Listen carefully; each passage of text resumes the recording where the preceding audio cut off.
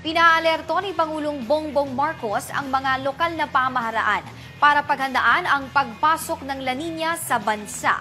Sa detalye, nagbabalik sa pagbabalita si Eileen Taliping.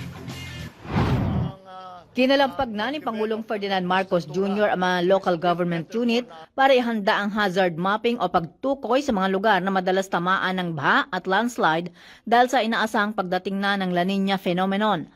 Ayon kay Presidential Communications Office Assistant Secretary at Task Force El Nino spokesperson Joey Villarama, kung ano ang ginawang paghahanda ng LGU sa El Nino phenomenon ay dapat ganito rin ang gagawing pagtugon sa La Nina na inaasahang mararamdaman simula sa Hunyo o Hulyo.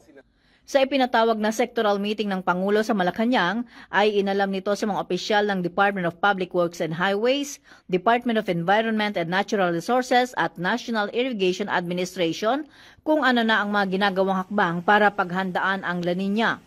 Bilang tugon ng tatlong ahensya, inireport sa Presidente ang ginagawang pagsasaayos sa flood control projects at mga dam ng NIA, desilting at dredging ng mga ilog upang hindi umapaw ang tubig ulan at mapunta sa mga kabahayan.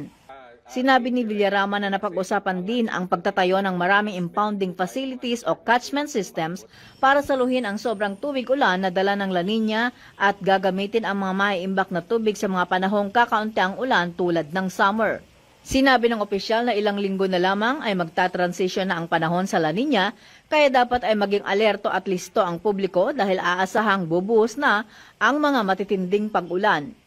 Ito si Eileen Taliping para sa Kwentong Politiko.